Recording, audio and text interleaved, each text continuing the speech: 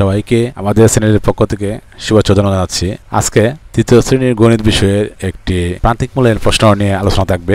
আপনারা যদি এই ভিডিওটি দেখেন তাহলে প্রান্তিক মূল্যায়নে গণিত বিষয়ে কীরকম প্রশ্ন আসে এবং কীভাবে প্রশ্নগুলো উত্তর দিতে হয় সে বিষয়ে সম্পূর্ণ ধারণা পাবেন। আশা করি ভিডিওটি প্রথম শেষ দেখবেন। আর এরকম নতুন নতুন ভিডিও পেতে আমাদের চ্যানেলটিকে সাবস্ক্রাইব করে পাশে থাকা বেল বাটনে ক্লিক করে দেওয়ার অনুরোধ রইল। স্ক্রিনে লক্ষ্য করুন, এই যে একে নমুনা প্রশ্ন প্রান্তিক মূল্যায়ন। দেখুন এই যে প্রশ্ন আছে, এখানে সঠিক উত্তর আছে 20টি, এরপরে সংক্ষিপ্ত আছে 10টি, শূন্যস্থান আছে 10টি, বড় প্রশ্ন আছে 13টি। আজকে এই প্রশ্নটি আলোচনা করব কিভাবে পরীক্ষায় লিখবেন, লিখলে 12 নম্বর পাওয়া যাবে। দেখুন প্রথম প্রান্তিক মূল্যায়ন বিষয় গণিত তৃতীয় শ্রেণী, সময় 2 ঘন্টা 30 মিনিট, পূর্ণমান হচ্ছে 100। প্রথমে হচ্ছে সঠিক উত্তরটি উত্তরপত্রে লেখো, অর্থাৎ একটি বা 20টি বহু নির্বাচনী প্রশ্ন দেওয়া থাকবে এবং এর 4টি প্রশ্ন উত্তর দেওয়া থাকবে, বিকল্প উত্তর। এর মধ্যে একটি থাকবে শুদ্ধ উত্তর, এই শুদ্ধ উত্তরটি উত্তরপত্রে লিখতে হবে। তো 1 নম্বর আছে 585 এর কতটি শতক আছে, উত্তর হবে 5টি। এরপর আছে দেখুন 2 নম্বরে যে 28295 সংখ্যাটিতে 2 এর স্থানীয় মান কত, 20,000। 3 এর ক্রমবাচক রূপ কোনটি, তৃতীয়। 9572 কালীঘর 8572, কালীঘরে কোন চিহ্নটি বসবে, বড় চিহ্ন। 86,935 সংখ্যাটিতে হাজার স্থানের অঙ্কটি কত, 6। এক অযুত কত অঙ্ক বিশিষ্ট সংখ্যা হবে, 5 অঙ্ক। এটা আপনি আঙুল দিয়ে যদি গণনা করেন তাহলে পেয়ে যাবেন। 7 নম্বর আছে 835 যোগ 235, নিচে কোনটি হবে, 1070। এবার দেখুন 8 নম্বরে যে একটি চিড়িয়াখানায় গতকাল 2754 জন দর্শনার্থী এসেছিল, আজকে 3665 জন দর্শনার্থী এসেছে। 2 দিনে চিড়িয়াখানায় মোট কতজন দর্শনার্থী এসেছে। যেহেতু এখানে মোট বলেছে তাই গতকাল এবং আজকে দুইটা যোগ করতে হবে। যোগ করার পর যে ফলাফলটা এসেছে সেটা হচ্ছে 6410। 9 নম্বরে দেওয়া আছে যে নিচের কোন সংখ্যাগুলোর যোগফল 90,000 হবে। এটা একদম সহজ, সবগুলোর যোগ করে দেখতে হবে কোনটা ফল 90,000 হবে। উত্তর হচ্ছে গ। এরপরে দেখুন যে 20,300 যোগ 50,090 যোগ 907, এখানে কালীঘরে কি বসবে। তো এই সংখ্যাগুলো যোগ করলে এর ফলাফলটা পাওয়া যাবে এবং ফলাফল থেকে কালীঘরে কি বসবে সেটা পাওয়া যাবে, এটা হচ্ছে 9। যে সংখ্যাটি থেকে বিয়োগ করা হয় তাকে কি বলে, বিয়োজ্য। রিয়াজ 1850 টাকার একটি মাছ কিনে মাছ বিক্রেতাকে 2000 টাকা দিল, বিক্রেতা তাকে কত টাকা ফেরত দিল। তো বিয়োগ করলে পাওয়া যাবে 150 টাকা। 13 নম্বর দেখুন 100 বিয়োগ 1 সমান 99, বিয়োগের সময় কোন স্থানীয় মান থেকে বিয়োগ করা শুরু করতে হয়, একক স্থানীয় অর্থাৎ ডান দিক থেকে। এরপরে দেখুন যে 30 যোগ কালীঘর সমান 75, কালীঘরে কোন সংখ্যাটি বসবে। 75 থেকে 30 বিয়োগ করলেই ফলাফলটি পাওয়া যাবে, সেটা হচ্ছে 45। বিয়োগ হল যুগের কি বিপরীত প্রক্রিয়া। 90 বিয়োগ 0 সমান কত, 90। ঘনবস্তুর পৃষ্ঠকে কি বলে, সমতল। দুটি রেখার মিলিত বিন্দু থেকে যে আকৃতি তৈরি হয় তাকে কি বলে, কোণ। 20 নম্বরে আছে একটি রেখায় অসংখ্য কি থাকে, বিন্দু থাকে। এবার আসি শূন্যস্থান পূরণ, 10টি। 1 অযুত সমান 10,000, 10,000 বিয়োগ 10 সমান 9,990, 1,504 যোগ 6,282 সমান 7,786। 927 সংখ্যাটিতে 9 স্থানীয় মান কত, 900। দ্বাদশের সংক্ষিপ্ত রূপ কি, দ্বাদশতম। বিয়োজন ও বিয়োজ্যের মাঝে বিয়োগ চিহ্ন বসে। 84 বিয়োগ কালীঘর সমান 50, 84 থেকে 50 বিয়োগ করলে এটি ফলাফল পাওয়া যাবে, ফলাফল হচ্ছে 34। 2 প্রান্ত বিশিষ্ট রেখাকে রেখা বলে। বই কি ধরনের তল, সমতল। একটি কোণের শীর্ষবিন্দু থাকে, একটি। এবার সংক্ষিপ্ত প্রশ্ন 12টি প্রশ্ন দেওয়া থাকবে, 12টির মধ্যে 10টি উত্তর দিতে হবে। প্রতিটি নাম্বার হচ্ছে 2, 5 10 10 2 20। দেখুন কতে আছে যে প্রতীক ব্যবহার করে ছোট থেকে বড় সাজাও। তো নিচে যে সংখ্যাগুলো দেওয়া আছে এখান থেকে প্রথমে ছোট সংখ্যাটি বের করতে হবে। যদি আমরা ছোট সংখ্যাটি বের করি, ছোট সংখ্যাটি হচ্ছে 1800 বা 1800। এরপরে হচ্ছে 1980, 1999, 2000। এভাবে ছোট থেকে বড় সাজাতে হবে। 2টি ক্রমবাচক সংখ্যা লেখো, 7 এবং 19। এখানে দেখুন কথায় লেখো 1911, 15,153। এরপর দেখুন এই সংখ্যাটি আছে যোগ, এটা হচ্ছে বিয়োগ। এরপর একটা ইম্পর্টেন্ট প্রশ্ন, বিয়োগ ফলের সূত্রটি লিখো। বিয়োজ্য বিয়োগ বিয়োজক সমান বিয়োগফল।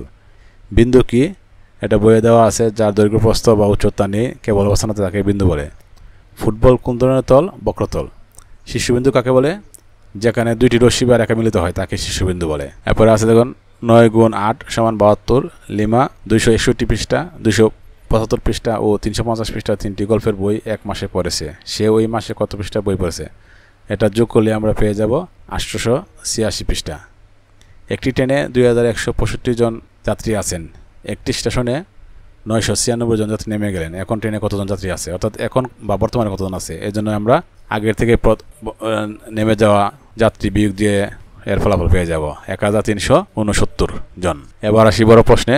বড় প্রশ্নে এখানে 13টি প্রশ্ন দেওয়া থাকবে। 13টির মধ্যে আপনাকে 10টি প্রশ্নের উত্তর দিতে হবে। প্রতিটি প্রশ্নের মান হচ্ছে 5। একে দেখুন লেখা আছে অঙ্কে লিখো 30,605।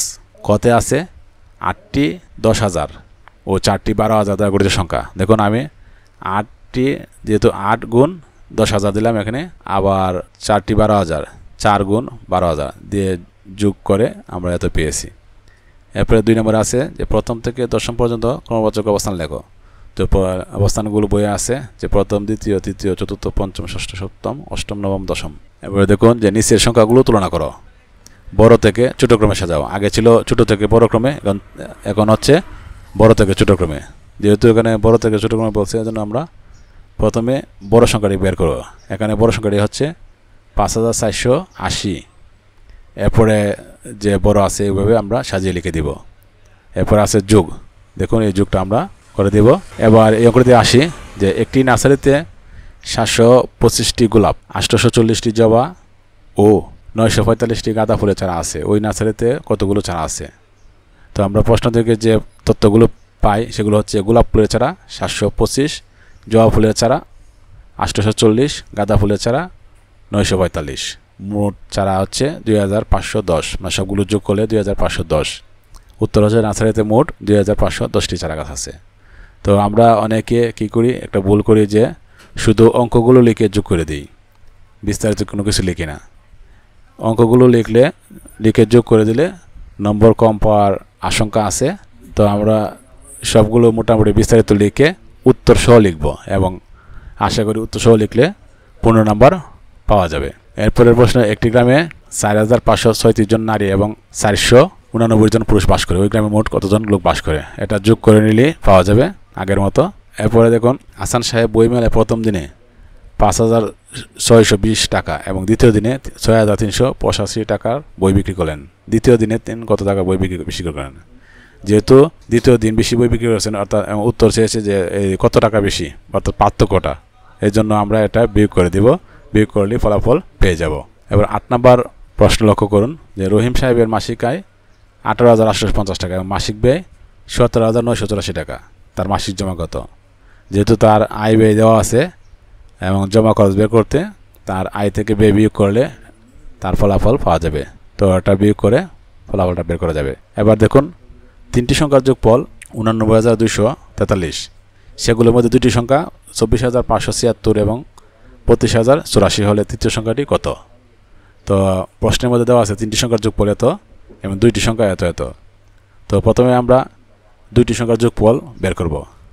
2টি সংখ্যার যোগফল যদি আমরা বের করি, এভাবে বের করা যায়। যোগ করলে পাওয়া যাবে 56,660।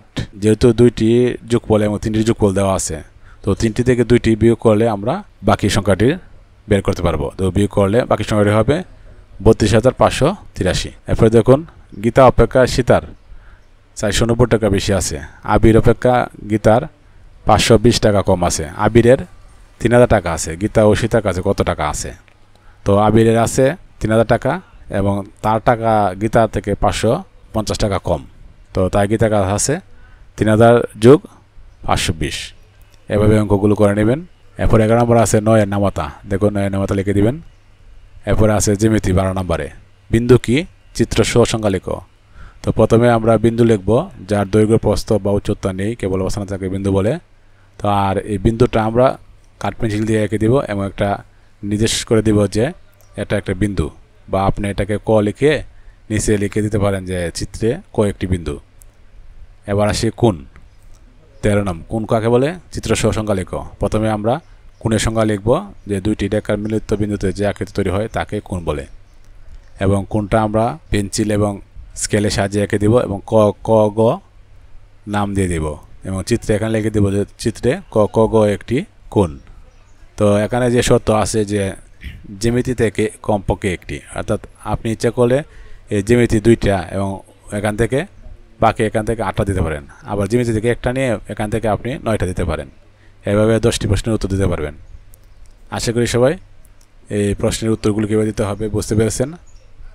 আর আমাদের পরবর্তী ভিডিওগুলো প্রাথমিক বিদ্যালয়ে 5ম শ্রেণীর বৃত্তি পরীক্ষার উপর আসবে এবং এই ভিডিওগুলো দেখার আমন্ত্রণ জানিয়ে এখানে শেষ করছি। ধন্যবাদ সবাইকে।